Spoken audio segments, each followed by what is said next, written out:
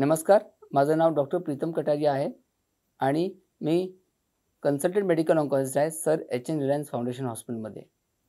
तर आपल्याला माहिती आहे की जानेवारी हा सर्वायकल कॅन्सर अवेअरनेस मंथ म्हणून साजरा केला जातो आणि त्यामुळे आज मी तुम्हाला सर्वायकल कॅन्सरबद्दल थोडी माहिती देणार आहे.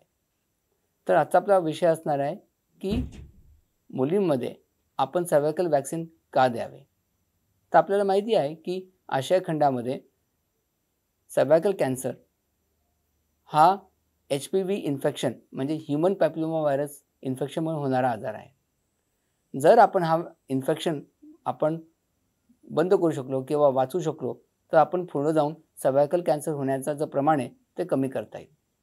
आता हे इन्फेक्शन प्रिव्हेंट करण्यासाठी या संसर्ग प्रिव्हेंट करण्यासाठी आपल्याला यासाठी लस उपलब्ध आहे, ज्याचं नाव आहे सर्वॅरिक्स किंवा गार्डासिल. हे वॅक्सिन 0 म्हणजे आज जर दिले तर त्यानंतर 1 महिन्यानंतर आणि 6 महिन्यानंतर जेव्हा पहिली लस दिली जाते त्याच्यानंतर असे 3 डोसेस आपण देतो. हे वॅक्सिन दिल्यामुळे HPVचा संसर्ग थांबतो आणि पुढे जाऊन HPV रिलेटेड कॅन्सर म्हणजे सर्वायकल कॅन्सर होण्याचं प्रमाण घटते. तर आता जी चळवळ चालू आहे ते कॅन्सर कसे प्रिव्हेंट करता येईल यासाठी चालू आहे आणि सर्वायकल कॅन्सर हे याचं उत्तम उदाहरण आहे. त्यामुळे जर आपण ही चळवळ चालू ठेवली तर सर्वायकल कॅन्सरचे प्रमाण जे आशिया खंडामध्ये किंवा पूर्ण जगामध्ये आहे ते आपल्याला निश्चितच कमी करता येईल. धन्यवाद.